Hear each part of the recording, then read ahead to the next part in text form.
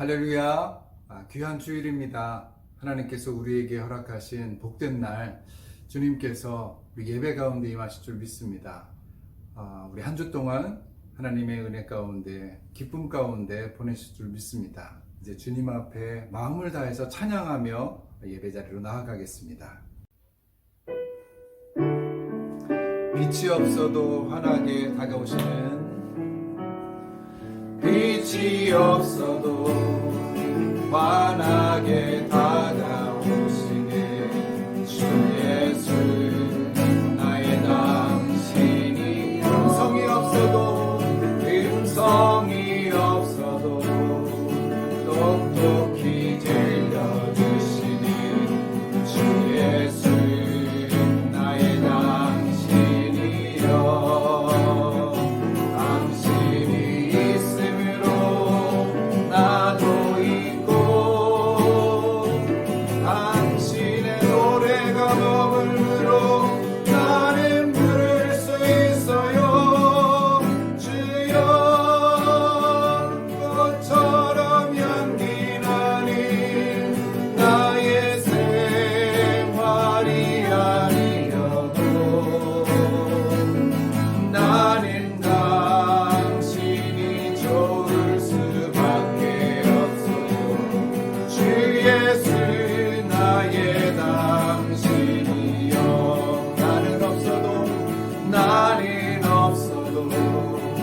당신이 곁에 계시며 나는 언제나 있습니다.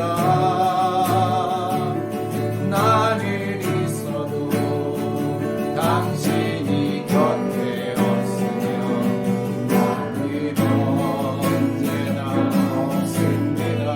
아멘. 당신이 있으므로 나도 당신의 노래가 머물므로 나는 부를 수 있어요. 주여, 꽃처럼 향기나니 나의 생활이 아니어도 아멘.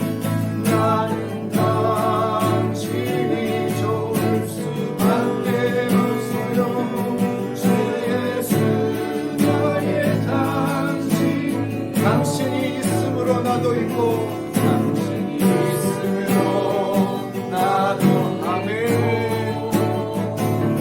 당신의 노래가 머물므로 나는 부를 수 있어요. 주여, 꽃처럼 향기 나니 나의 생활이 아니어도 아멘. 나는 당신이 좋을 수밖에 없어요. 주 예수, 나의 당신. 나는 당신이 좋을 수밖에 없어요. 나는 당신이 좋을 수밖에 없어. 아멘. 주 예수, 나의 당신이여.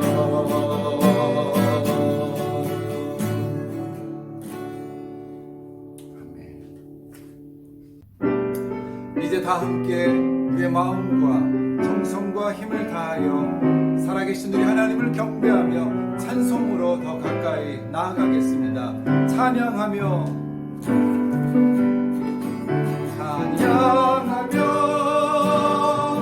주님을 예배할 때 하늘 가득한 주의 영광 보이라. 나를 통하여 나의 입술을 인하여 주의 이름 높임을 받으소서. 지금 서 있는 이곳에서 높임을 받으소서.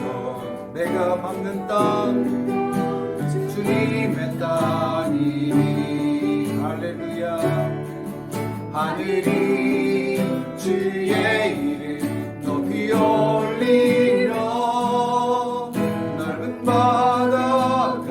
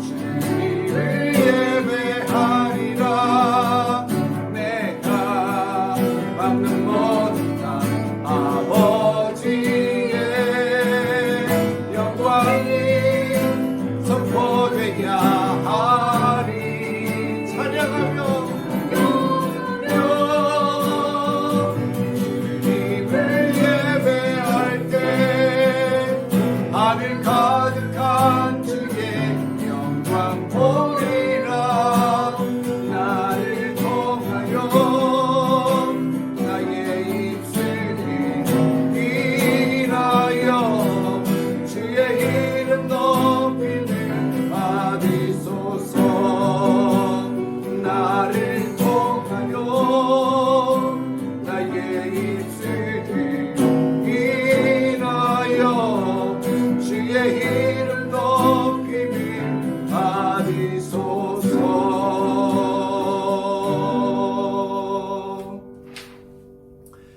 여호와의 이름을 찬양할지어다.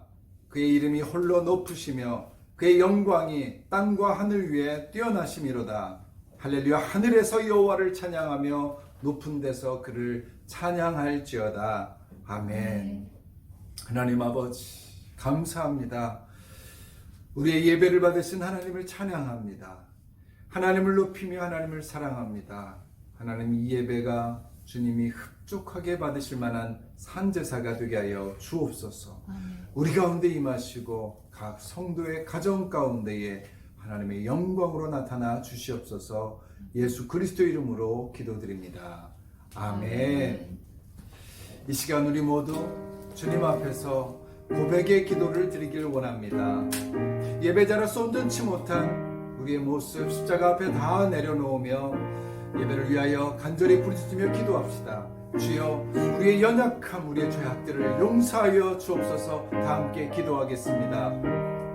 아버지 하나님, 주님 전전에 나올 때마다 하나님의 영광을 생각하며 우리의 연약함과 우리의 죄악을 돌아보게 됩니다. 일주일 동안 여전히 하나님 앞에 온전치 못했던 우리의 모습을 돌아보며 하나님 앞에 다시 한번 죄사함의 은총을 간구합니다. 하나님 역사해 주시고 하나님, 우리의 말과 행실과 언어와 하나님 모든 것들을 주의 보혈의 피로 덮어주시옵소서. 우리와 함께 하신 하나님을 찬양합니다. 우리를 사하여 주옵소서. 아멘. 나주의 도움 받고자 2절 찬양합니다.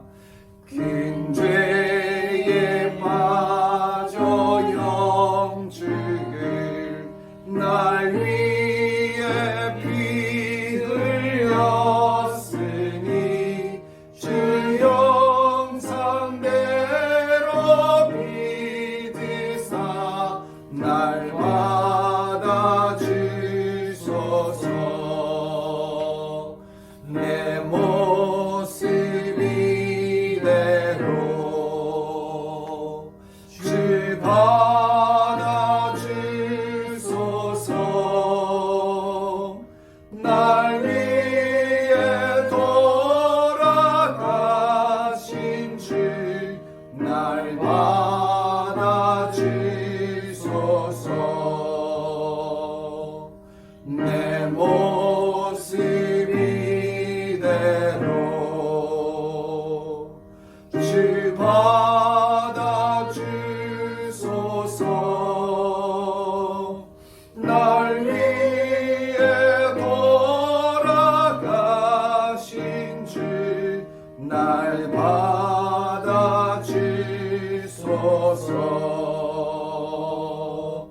아멘.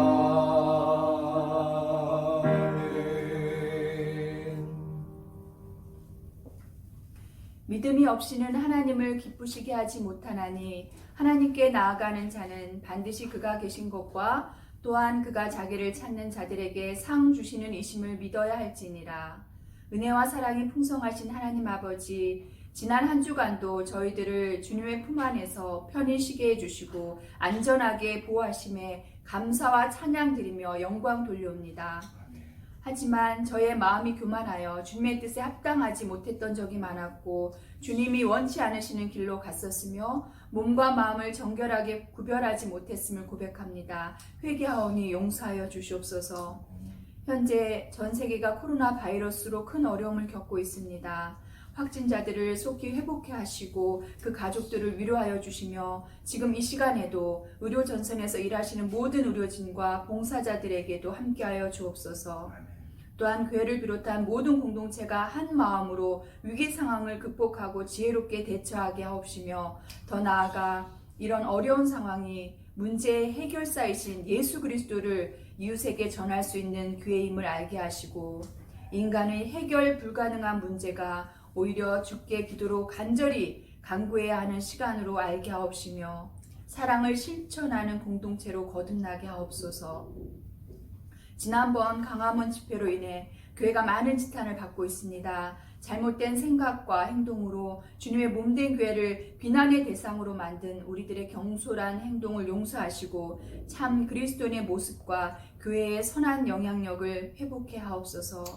하나님, 비전교회를 위해 기도드립니다. 생명을 살리는 은혜의 단비가 늘 충만하게 하시사 이 척박한 사막에 초목이 자라듯 주님의 말씀을 널리 전하며 증인의 사명 감당할 수 있는 작지만 강한 교회로 거듭나게 하옵소서.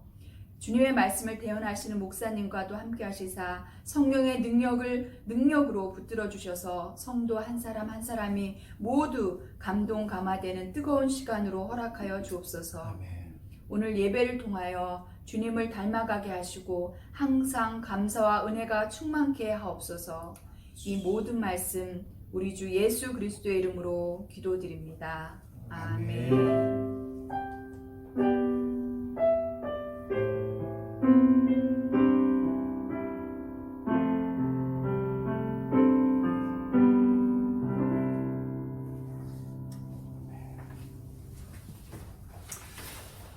아멘.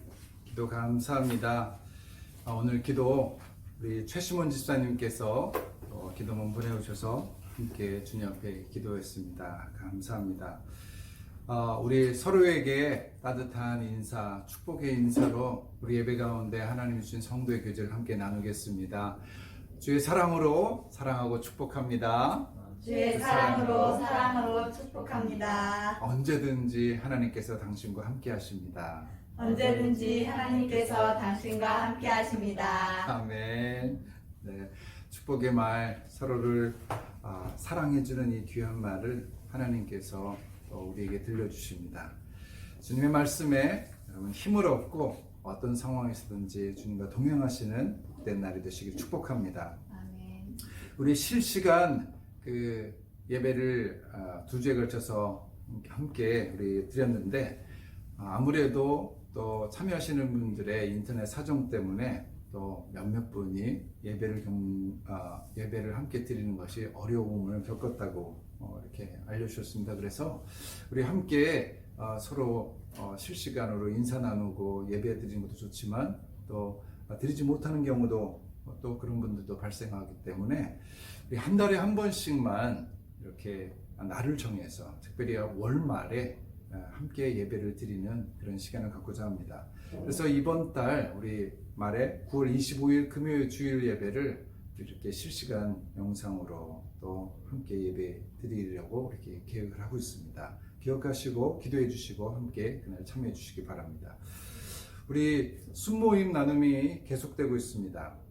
믿음이 이긴다 라는 이 책을 중심으로 해서 우리 함께 순모임을 좀 진행하고 있습니다. 낮반 저녁반 진행하고 있는데 여러분 책을 읽고 또 함께 참여해 주십시오. 정말 귀하고 또 우리 삶에 직접적인 가르침과 교훈이 있는 그런 나눔이 될 것입니다. 함께 기도하고 서로 그때 얼굴을 보면서 교제할 수 있기를 바랍니다. 몇 가지 전하는 소식은 우리 김영화 집사님 돌아오는 주에 한 달 계획으로 또 우리 가족 미국으로 다녀오십니다. 지금 미국도 코로나 사태가 좀 심각한데 오가는 길 지켜주시고 하나님께서 건강하게 붙잡아 주실 수 있도록 함께 기도해 주시기 바랍니다.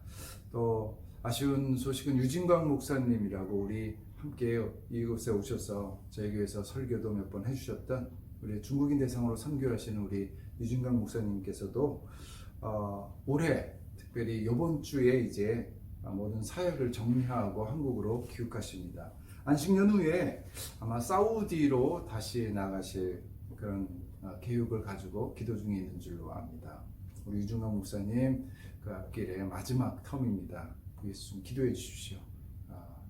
우리 선교사님들 지금 어려운 상황들에 많이 처해 있는데 우리 유중강 목사님 이제 60대 중반을 넘으셨는데 건강 주시고 또 어려움 없도록 하나님께서 그 길 인도해 주실 것을 위해서 기도해 주시고요.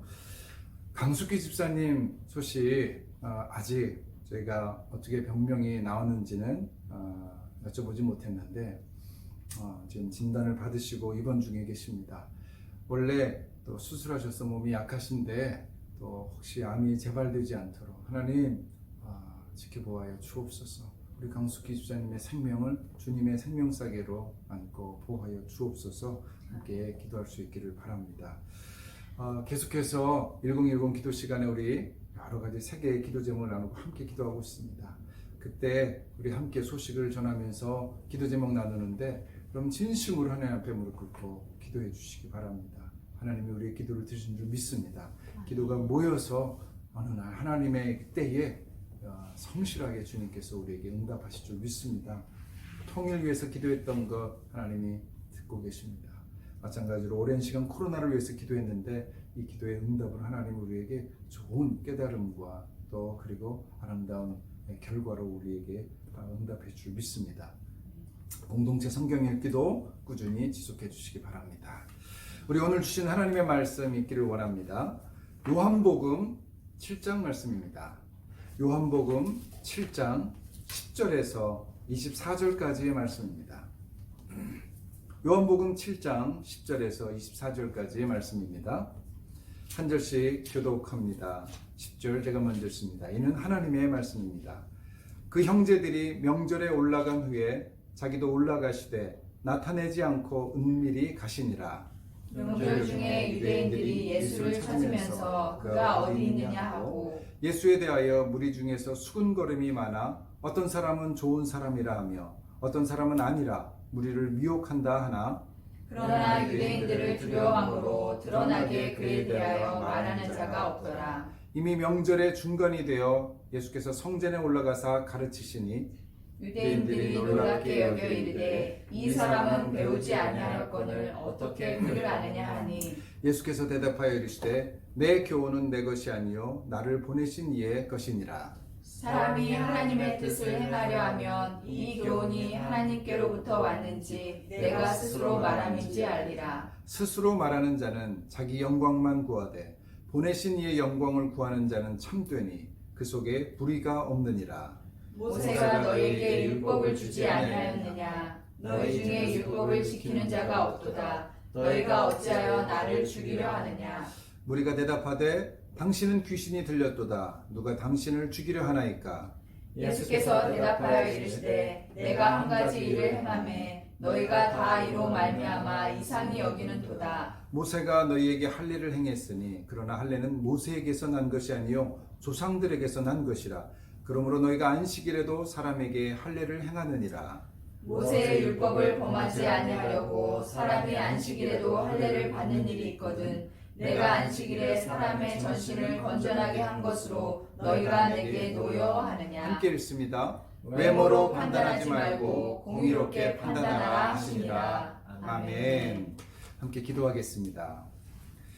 하나님 아버지, 오늘도 하나님께서 우리 예배 가운데 임재하여 주시고 특별히 말씀으로 우리에게 주의 뜻을 계시하여 주심을 인하여 감사합니다. 하나님, 옥토밭으로 기경된 마음 주님 앞에 드립니다. 하나님의 말씀의 씨앗을 뿌려 주시옵소서. 30배, 60배, 100배의 결실을 맺는 저희 심령이 되게 하여 주옵소서. 예수 그리스도의 이름으로 기도드립니다. 아멘. 자, 오늘은 벌써 요한복음 31번째 강해 설교로 제목은 내 교훈, 너희 교훈으로 말씀을 전하게 됐습니다.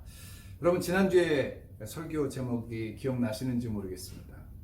지난주는 그 예배 영상을 녹화하지 못해서 홈페이지에 올리지 못했습니다. 그래서 아마 설교 내용만 기억하셔도 칭찬해 드려야 되지 않을까 싶은 마음이 있습니다.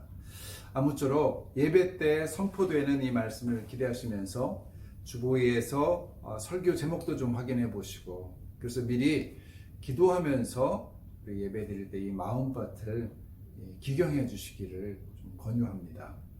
지난주 설교 제목은 나의 때, 너희의 때였습니다.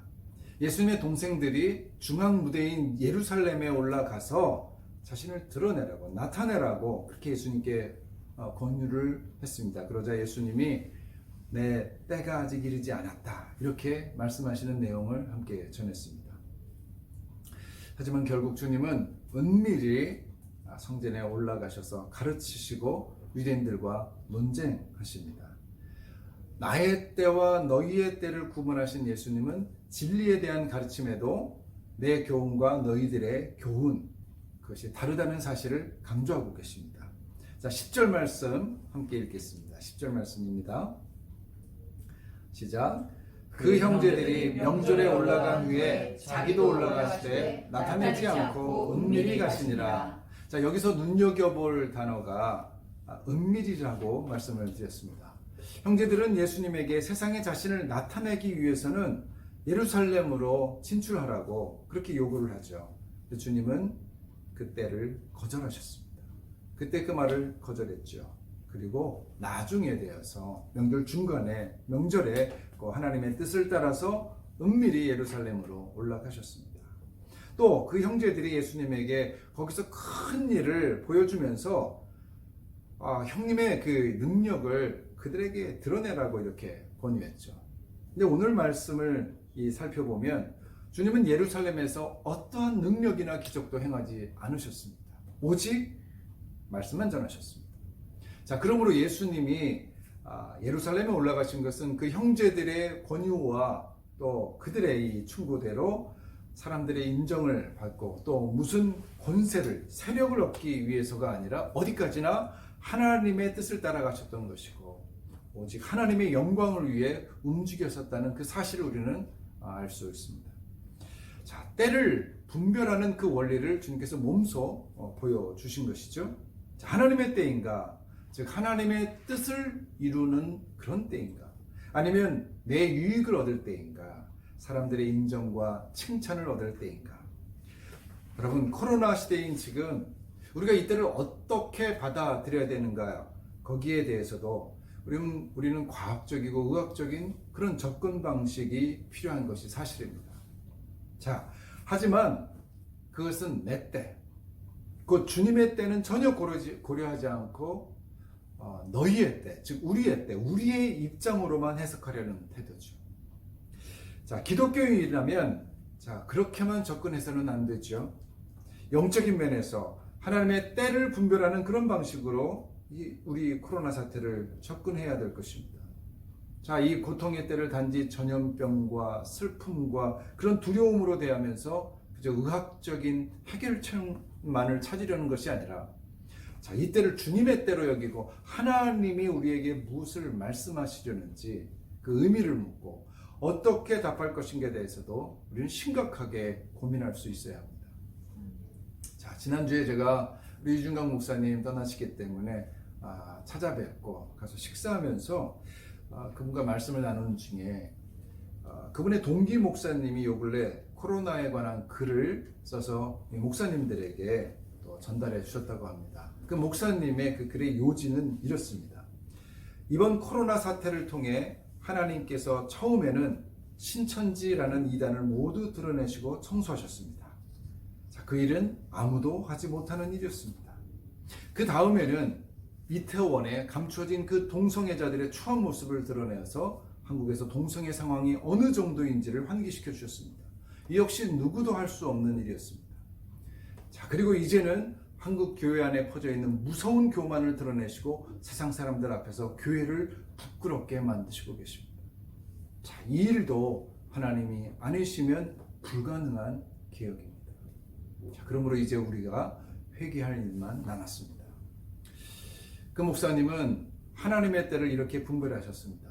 너무나 공감되는 말씀이라 저도 여러 생각을 하게 되었습니다. 여러분은 이 코로나 사태를 어떻게 바라보고 계십니까? 어떻게 분별하고 계십니까? 오늘 아침에 제가 또 받은 이 메시지에 충남 천안에서 그 시골에서 목회하시는 그 안 목사님이라는 분이 자기 교회의 앞에 그 교회 정문에다가 붙인 이 대자보 내용이 사진이 찍혀서 보도되었습니다. 뭐라고 써 있는가 하면, 예배 드리면 죽인다고 칼이 들어올 때 목숨을 걸고 예배 드리는 것이 신앙입니다. 이 누구 얘기했습니까? 어느 목사님의, 광화문에 사신 목사님의 얘기죠.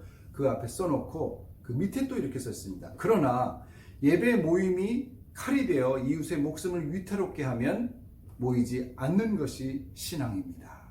이렇게 써놨습니다. 그리고 모든 모임과 예배 이것을 다 모이지 않고 인터넷으로 하겠다. 이렇게 광고를 해놨습니다. 대자보에 이렇게 써 있었습니다. 완전히 다른 시각이죠. 여러분, 개인에게 일어나는 교통사고 하나도 하나님의 뜻이 담겨 있다고 우리는 믿습니다. 그런데 세계적인 전염병의 이 팬데믹 사태에 어떻게 하나님의 의도와 뜻이 배제됐다고 우리가 생각할 수 있습니까? 그 안에는 반드시 주님의 뜻이 있죠. 그렇다면 지금처럼 하나님께 우리가 엎드려야 될 때가 또 어디 있는가? 하나님의 때를 분별할 수 있는 지혜를 얻기 위해서 우리가 기도해야 됩니다. 이 전염병은 여러분 심판이기도 합니다. 여러분, 하나님께서 우리에게 회개를 촉구하고 계십니다. 자, 그런데 문제는 이런 지혜, 이런 때를 분별하는 이 지혜는 오히려 세상 사람들에게는 배척당하기 마련입니다. 그래서 예수님께서도 유대인들에게 죽음의 위협까지 겪는 그런 일을 겪으셨다는 사실이죠. 우리 11절부터 13절까지의 말씀을 함께 읽겠습니다. 11절부터 13절 말씀입니다. 시작. 명절 중에 유대인들이 예수를 찾으면서 그가 어디 있느냐 하고 예수에 대하여 무리 중에서 수군거림이 많아 어떤 사람은 좋은 사람이라 하며 어떤 사람은 아니라 우리를 유혹한다 하나 그러나 유대인들을 두려워함으로 드러나게 그에 대하여 말하는 자가 없더라. 우리는 여기서 감히 예수님에 대해 말하기 두려운 그런 분위기, 감히 예수님이 어떤 일이 있었다라는 예수님에 대한 말을 하기가 두려운 분위기가 당시 예루살렘에 쫙 퍼져 있다는 것을 우리는 알 수 있습니다. 사실 이미 5장에서 예수님이 38년 된 그 병자를 베데스다 연못에서 안식일에 치유해 주셨다는 그 사실에서 사실은 그때부터 유대인들이 예수님을 죽이려고 했다는 그 말씀을 5장 그 18절에서 우리는 찾아볼 수 있죠. 자, 이 역시 안식일, 곧 때에 관한 해석이 부른 결과였습니다.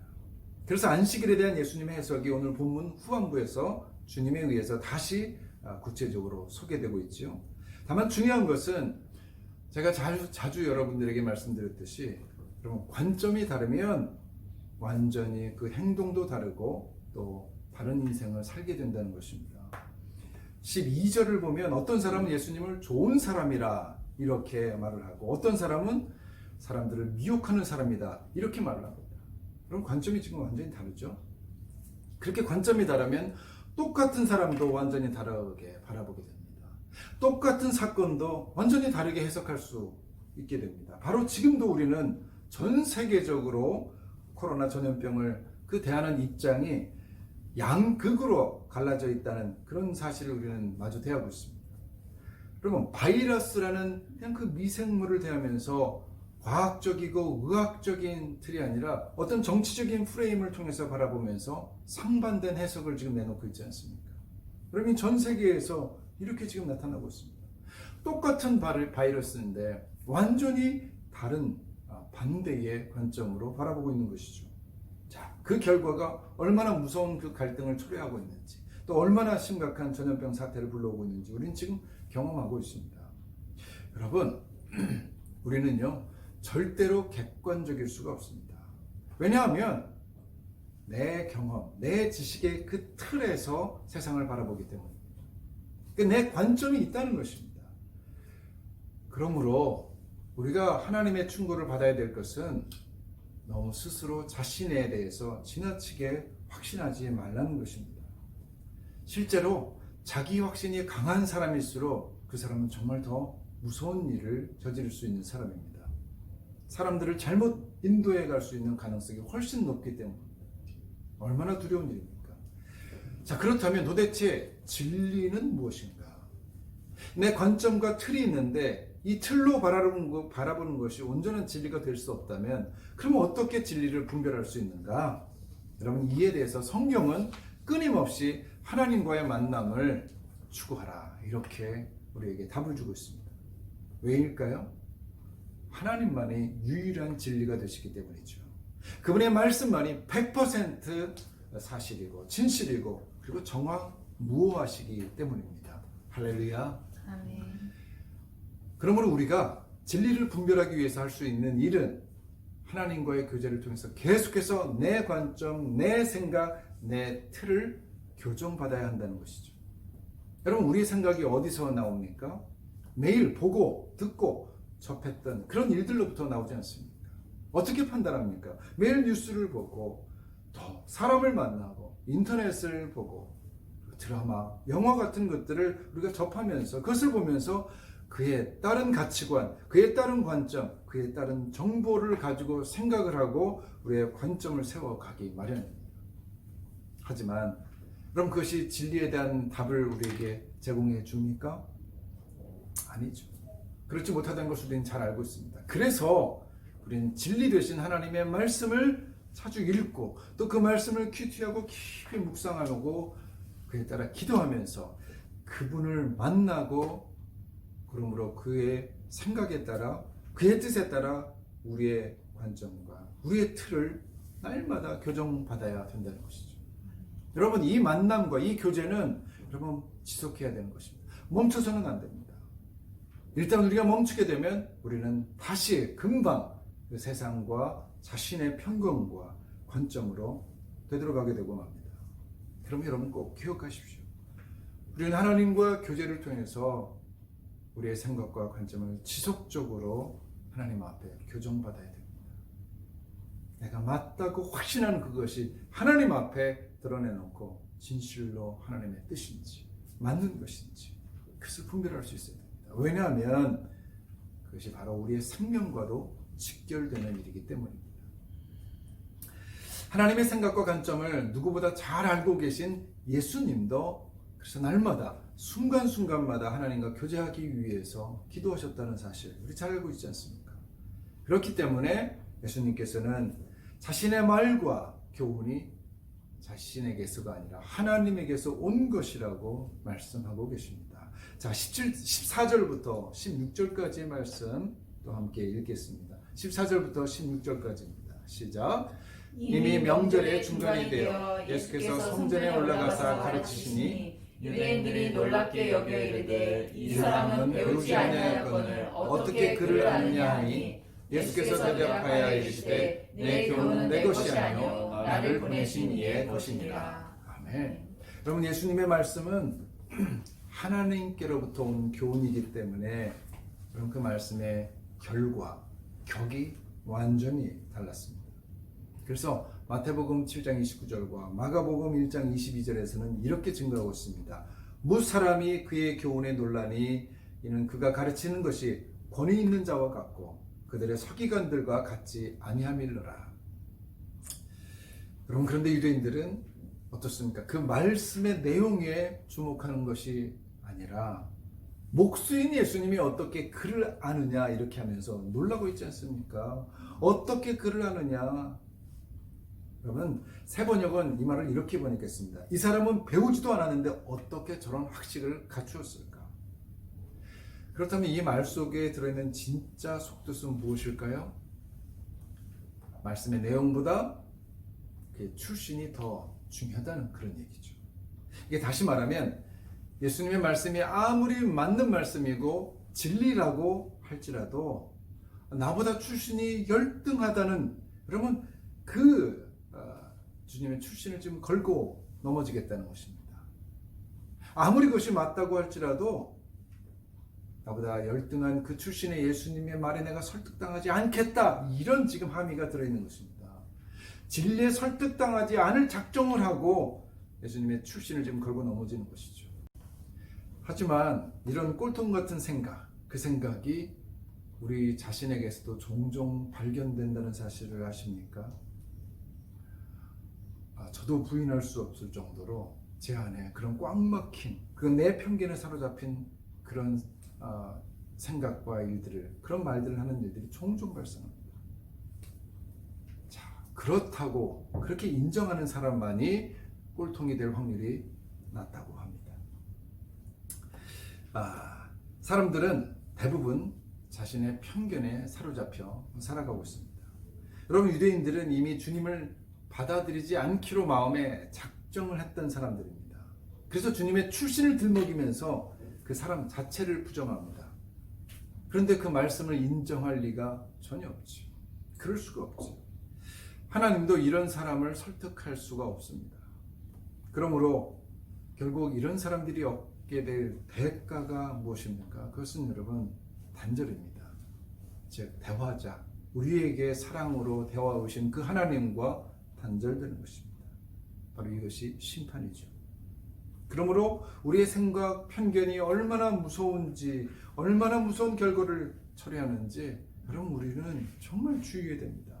생각을 잘해야 됩니다. 그러므로 내 생각을 너무 확신하지 마시기를 바랍니다. 자, 출신과 예수님의 자격에 대해서 의문을 가지는 유대인들에게 예수님이 말씀하십니다. 내 교훈의 출처는 나에게로부터가 아니라 너희가 잘 알고 있는 하나님에게로부터이다. 여러분, 그래서 예수님은 자주 이런 말씀을 하셨습니다. 말씀 형식이 이렇습니다.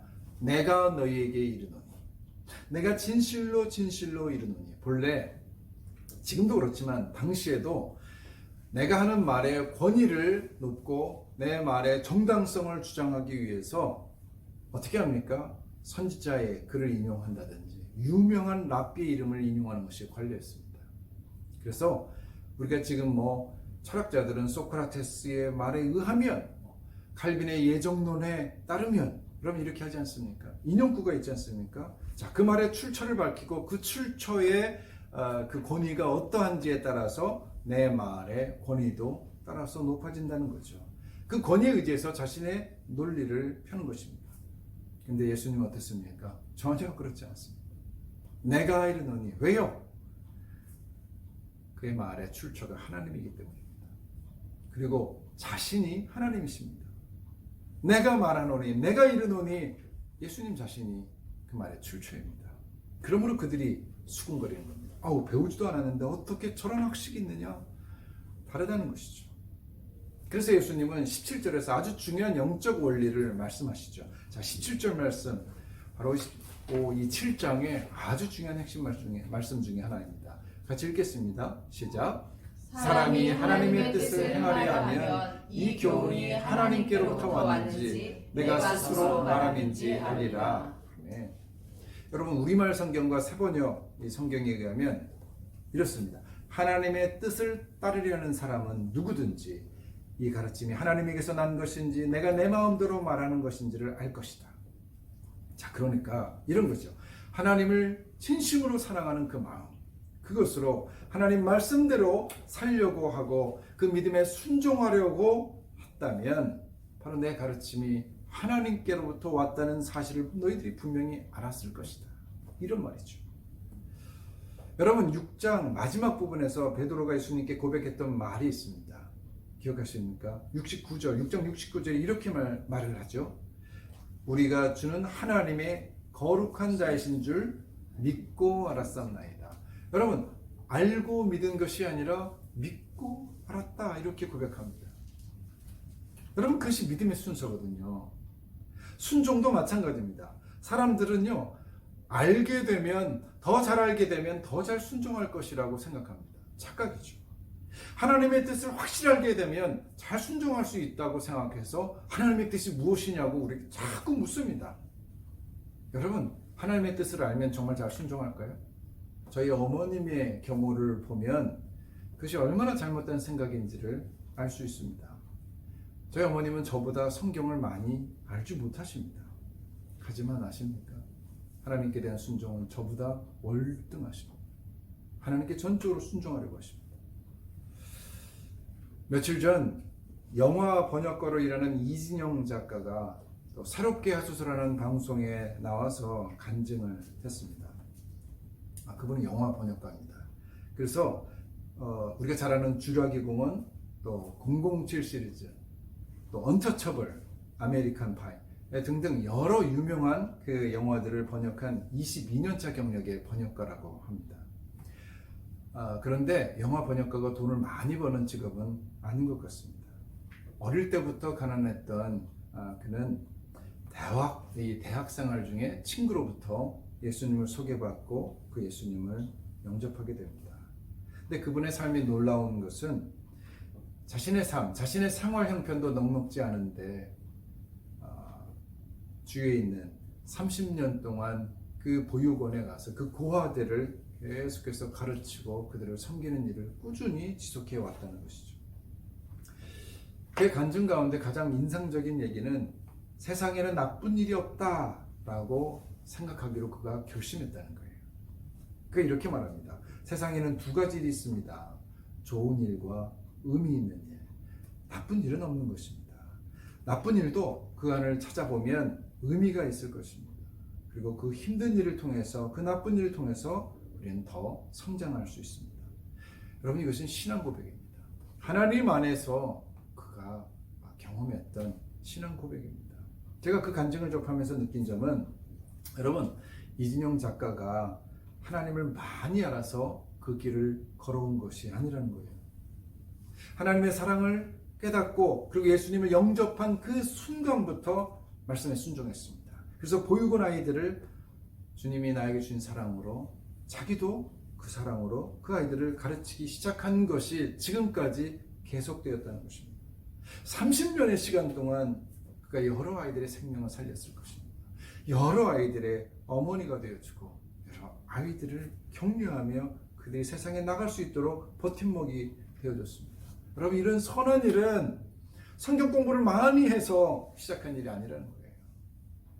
생각만 하는 사람과 해보면서 생각하는 사람은 그 결과가 정말 다릅니다. 여러분, 그러므로 17절을 한번 다시 보면 이 17절에 주된 동사가 무엇입니까? 그것만 우리가 보면서 얘기를 하면 이어지면 이렇습니다. 행하려 하면 알리라. 행하려 하면 알리라.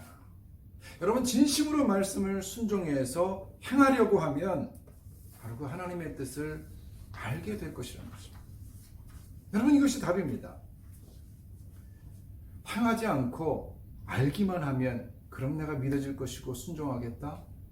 여러분, 다 착각입니다. 여러분, 그렇다면 중요한 것은 이것이죠. 이것이 하나님의 뜻인지 자기의 뜻인지 그렇게 분별하는 기준이 무엇인가라는 것입니다. 왜 그것을 행하냐 하는 것이죠. 우리 18절 말씀을 함께 읽겠습니다. 18절입니다. 시작. 스스로 말하는 자는 자기 영광만 구하되 보내신 이의 영광을 구하는 자는 참되니 그 속에 불의가 없느니라. 자, 그러니까 말씀을 전하면서 자기 자신의 종교적, 정치적 어떤 정당성을 주장해서 사람들의 인정과 주목을 받고 자신이 영광을 얻으려고 하는 것인지, 아니면 반대로 사람들의 칭찬은 계속 경계하고 그것을 피하고 대신에 오직 하나님의 영광만을 드러내기를 원하는지 스스로 질문할 수 있어야 된다는 것입니다. 결국 나 중심의 관점을 내려놓고 하나님 중심으로 바뀌는 그것이 해답이죠. 예수님께서 스스로 그 모델이 되어서 끊임없이 하나님의 영광을 구하는 그 자신의 삶을 보여주셨습니다. 여러분, 공생의 3년의 기간 동안 예수님은 자신을 위해서 일하지 않는다고 말씀하시고 실제로 그것을 보이셨습니다. 사람들이 오병 이후, 기적 이후에 예수님께 와서 임금 삼으려는 줄 알고 피하셨습니다. 여러분, 인기를 얻는 것이 예수님의 목적이 아니었다는 것이죠. 예루살렘에 드러내어 가셔서 기적을 행하신 것이 아니라 은밀히 올라가서 그저 말씀만 전하신 것도 그런 이유였습니다. 그 결과 어땠습니까? 사람들의 인정을 얻었습니까? 사람들의 세력과 권력을 얻었습니까? 아니죠. 오히려 유대인들이 죽이려는 의도와 그들의 그 살기와 맞닥뜨려야 했다는 것이죠. 자, 19절 말씀 계속해서 읽겠습니다. 19절입니다. 시작. 모세가 너희에게 율법을 주지 아니하였느냐? 너희 중에 율법을 지키는 자가 없도다. 너희가 어찌하여 나를 죽이려 하느냐? 그들은 하나님께 율법을 받았습니다. 그런데도 율법에서 명령한 내용은 지키려고 하지 않았다는 것입니다. 오히려 보십시오.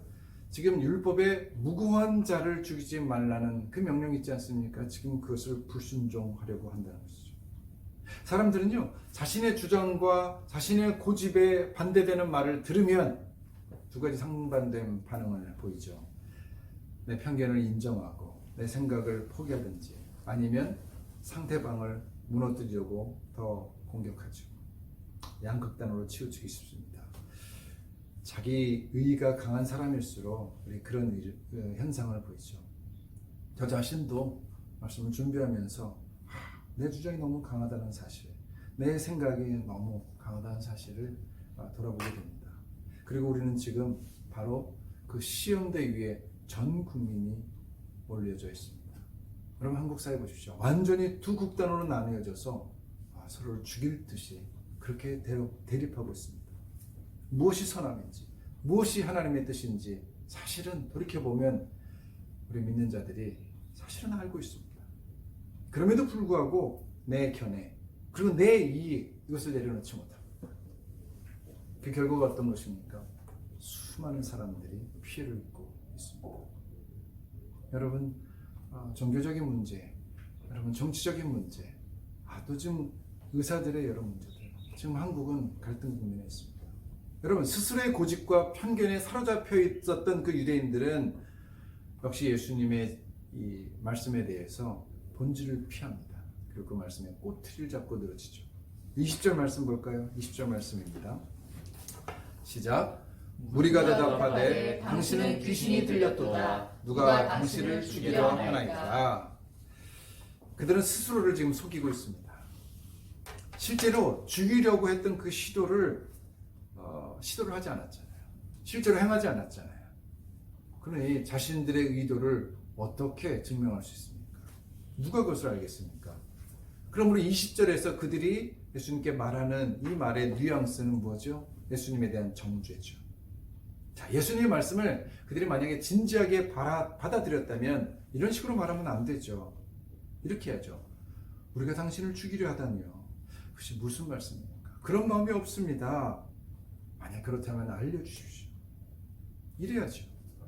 하지만 그들의 반응은 완전히 달랐죠. 먼저 어떻게 했습니까? 예수님을 정죄했습니다. 귀신 들렸구만. 이 정신병자구만. 먼저 정죄부터 했죠. 그리고 나서 부인합니다. 누가 당신을 죽이려 한단 말입니까? 여러분, 스스로를 돌아보지 않는 전형적인 이 싸움닭의 자세입니다. 여러분, 이런 자세로는 진리도 하나님도 영생도 그럼 받아들일 수가 없습니다. 그 안에 분노와 비난과 공격과 이런 질투가 흐르고 있기 때문입니다. 왜 이런 일들이 벌어집니까? 그들이 자신의 영광이 파괴되고 있다는 것을 느끼고 있기 때문입니다. 그러므로 내 안에, 여러분 우리 안에 분노가 지금 흐르고 있습니까? 신경질이 흐르고 있고 공격적인 마음이 들고, 그래서 다른 사람들에 대한 비난에 그런 마음이 일어나고 있습니까? 여러분, 그것은 한 가지입니다. 내가 지금 하나님의 중심에 서 있는 것이 아니라 내 영광을 취하려고 하는 내 중심의 관점에 서 있기 때문이라는, 여러분, 그것은 그 진실에 우리는 맞닥뜨려야 될 것입니다. 자, 이제 예수님은 그들의 마음을 논리적으로 지적하십니다.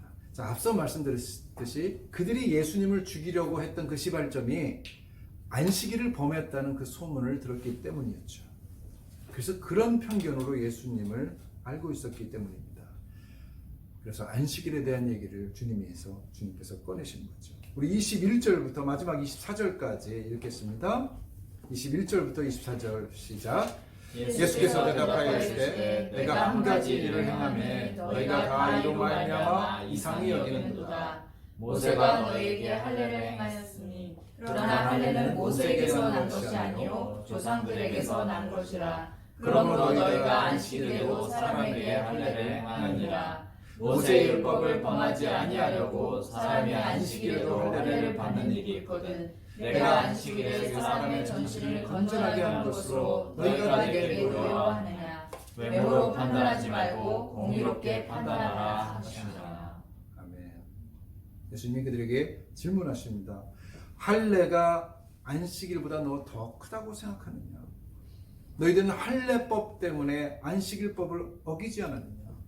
할례는 너희 조상에게서 나온 것으로 하나님의 약속 안에 너희가 머무르겠다는 그런 의식이었는데, 여러분 그렇다면 인생 전체를 새롭게 하시고 살리시려는 그 하나님의 그 시도가 할례보다 더 중요하지 않겠느냐. 예수님은 율법의 의도를 지금 논리적으로 명확하게 제시하고 계십니다. 그러나 고집과 편견에 사로잡힌 사람들에게는 어떠한 말도 들어가지가 않습니다. 그러므로 예수님은 마지막을 이렇게 마무리하십니다. 외모로 판단하지 말고 공의롭게 판단하라. 여러분, 외모를 보지 말라. 진심을 봐라. 공의롭게 판단하라. 올바르게 판단하라. 여러분, 외모로 판단한다는 것은 율법에 대한 의미를 깊이 고민하지 않고 판단하는 것입니다. 그리고 그냥 그 형식만 집중해서 그 형식대로 전통을 만들고 그걸 문서화시키고 그래서 화석화된 법조항만 남긴 것을 말하는 것이죠. 말씀의 깊은 의미는 무엇입니까? 사랑이었습니다. 하나님 사랑이고 이웃 사랑이었습니다. 여러분, 그것이 공의로운 판단이고 올바른 판단이라고 지금 말씀하시는 거죠. 여러분, 말씀에 대한 우리의 심각한 고민이 여기 있는 것이죠. 여러분, 법조항으로 하나님의 말씀을 받아들이는 것이 아닙니다. 안 하면 죽고 하면 살고. 여러분, 법으로만 우리가 하면 이 사회는 얼마나 흉폭합니까? 여러분, 바리새인이 얼마나 법을 잘 지킨다고 생각했습니까? 그러나 그들에게 사랑이 있었습니까? 아마 이 바리새인들이 이 세상에 충만하다면 여러분, 법이 없어질 수도 있습니다. 잘 지킬 테니까요. 여러분, 그러나 그것이 하나님이 원하는 세상일까요? 율법의 의도는 그 깊은 뜻은 사랑이었습니다. 여러분, 우리가 하나님 말씀 앞에 서면서 오늘 내게 주신 그 하나님의 사랑의 그 마음은 무엇이는지를 항상 묵상하고 분별해야 됩니다. 우리가 왜 큐티를 해야 되냐고요? 매일매일 주신 하나님의 뜻이 우리 가운데 있기 때문에 그것을 분별하기 위해서입니다. 여러분, 우리가 종교적이 되어서는 안 됩니다. 예수 그리스도의 그 복음 외에 수많은 교리를 세워놓고 이것을 지키면 문제없다는 그런 식의 편견, 그런 식의 외모에 우리가 사로잡히면 살아계신 진리를 발견할 수 없습니다. 우리는 종교인이 되고 말 것입니다. 그리고 이웃에게 폐를 끼치고 이 종교에 합당하지 않은 사람은 가차하게 칼을 내미는 무서운 종교인으로 전락하게 될 것입니다. 결국엔 복음의 복된 소식을 가로막는 하나님의 반대자, 공격자, 하나님을 저지하는 자의 편에 서게 되는 것이죠. 말씀을 정리합니다. 하나님은 우리를요, 힘으로 복종시키길 원하지 않으십니다. 그것은 주님이 우리를 창조하신 목적과 의도에서 벗어납니다. 만약에 그런 관계를 원하셨다면 처음부터 우리에게 선악과도 주지 않으셨을 것입니다. 무조건 복종하게 만들면 되지 않습니까? 그러나 하나님은 우리의 마음을 원하십니다. 우리의 마음이 하나님께로 향하는지, 우리가 자원함으로 그 하나님의 말씀을 순종하는지, 그래서 사랑하는 관계, 자발적인 나눔, 진심을 다한 섬김과 찬양, 그것이 하나님이 우리에게 바라시는 것입니다. 하나님은 우리에게 전폭적으로 사랑을 주셨기 때문입니다. 여러분, 천사에게는 주어진 적이 없는 그 자유의지, 그것에 의한 하나님의 사랑, 그것이 하나님께서 우리에게 원하시는 그 마음입니다. 그런데 마음을 닫기로 작정했습니다. 하나님의 뜻에 대해서 의문을 가지고, 불만을 가지고, 원망을 가지고 그렇게 대적하기로 결심한 그런 사람, 하나님이 그럼 그런 사람들을 힘으로 굴복해야 될까요? 하나님은 절대로 힘으로 굴복하기를 원하시지 않습니다. 그래서 세상이 이 악이 횡행할지라도 하나님이 하나님을 사랑하는 사람을 기대하고 그들을 통해서 하나님의 뜻을 이루기를 원하시는 것이죠. 여러분, 어떠한 사랑을 보여줬음에도 불구하고 그 마음이 닫혀있는 그런 사람과의 관계는요, 그 자체로 지옥입니다. 그러므로 하나님을 사랑하고 그 말씀에 순종하시기 바랍니다. 저도 목사인 제가 성경을 너무 많이 알아서 오히려 두려울 때가 있습니다. 그냥 이진경 작가님처럼 자기 이웃을 사랑하는 일에 그냥 뛰어들었습니다. 적극적으로 그 일을 행하면서 사역하고 싶은 적이 한두 번이 아닙니다. 그럼 여러분 끊임없이 하나님과 교제하시고 그리고 오늘 하나님이 나에게 원하시는 뜻이 무엇인지 분별하십시오. 하나님이 그러한 우리를 기뻐하실 것입니다. 아멘. 우리 다 함께 우리 찬양으로 주 앞에 영광을 돌리겠습니다. 주님 말씀하시면 내가 나아가리라 찬양합니다. 주님 말씀하시면 내가 나아가리라. 주님 뜻이 아니면 내가 멈춰서리라. 나의 가고 서는 곳 주님 뜻에 있으니 오 주님 나를 이끄소서. 뜻하신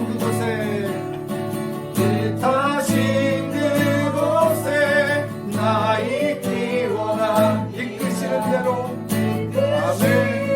순종하며 살리니 연약한 내 영혼 통하여 일하소서. 주님 나라와 그 뜻을 다시 한번 찬양합니다. 뜻하신 그곳에 나 있기 원합니다. 이끄시는 대로 순종하며 살리니 연약한 내 영혼 통하여 일하소서. 주님 나라와 그 뜻을 위하여 오 주님 나를 이끄소서. 우리 찬양의 가사대로 주님 앞에 기도하기 원합니다. 주님 말씀하실 때 내가 순종하기 원합니다. 주님 뜻이 아니면 내가 멈춰 서겠습니다. 하나님 나의 마음이 주님 앞에 있습니다. 오늘 우리가 찬양한 대로 당신이 있으므로 나도 있습니다. 당신의 노래가 머물므로 나는 하나님 부를 수 있습니다. 하나님 주님 앞에 나가기 원합니다. 그 말씀 따라 사는 제가 되기 원합니다. 주님 앞에 고백하며 기도하겠습니다. 아버지 하나님 그 말씀 가운데 내게 우리에게 말씀하시는 찬양합니다. 아버지 하나님 살려주시옵소서. 하나님 우리를 복되게 하시옵소서. 하나님 우리를 다스려 주시옵소서. 하나님 주님 말씀에 하나님 말씀을 분별하고 순종함으로 세상을 변화시키고 나를 원하는 영광을 위하여 주시옵소서. 할렐루야.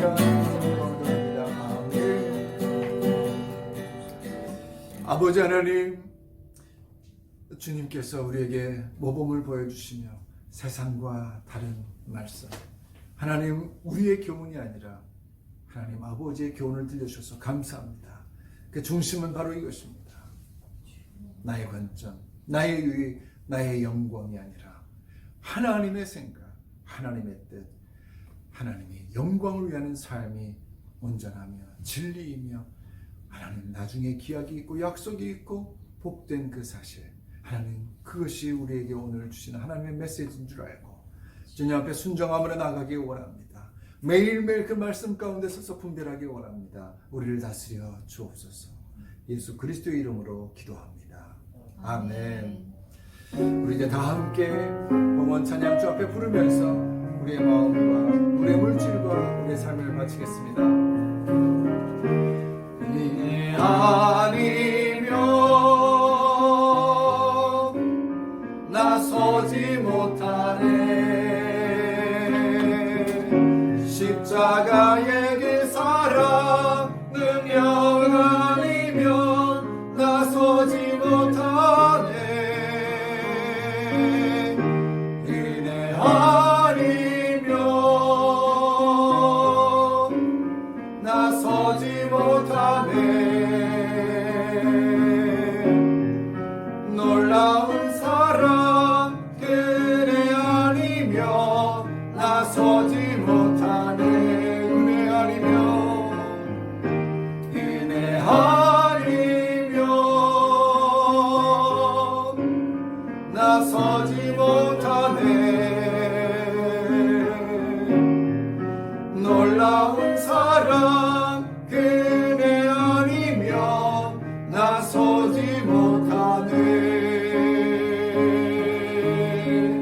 하나님 아버지, 주의 은혜를 감사드립니다.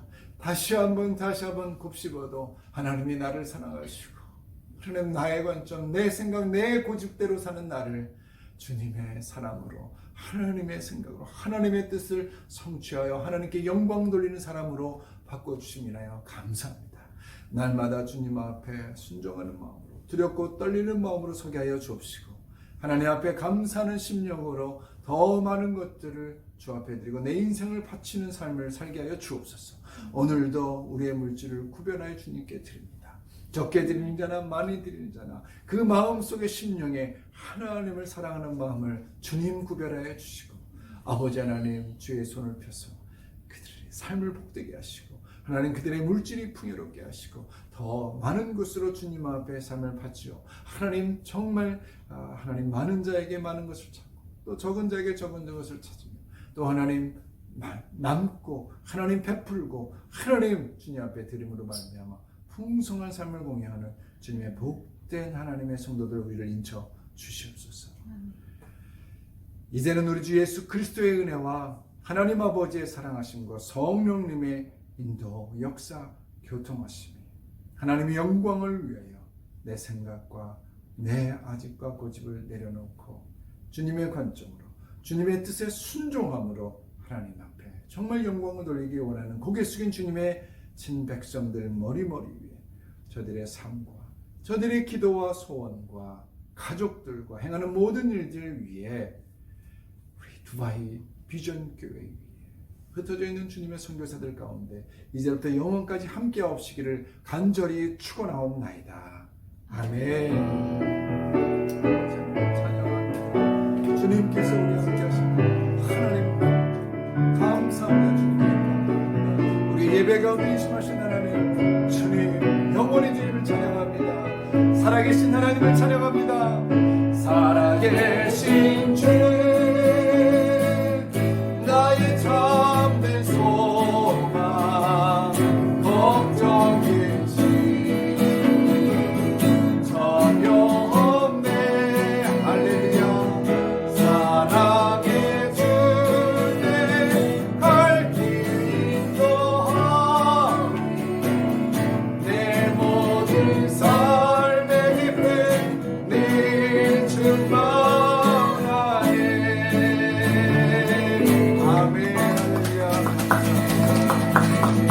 찬양합니다. 예배를 마쳤습니다. 한 주 동안도 주님의 말씀을 구별하고 분별하고 우리가 주님 앞에 영광을 돌리는 삶을 살기 원합니다. 축복합니다. 행복하십시오. 할렐루야.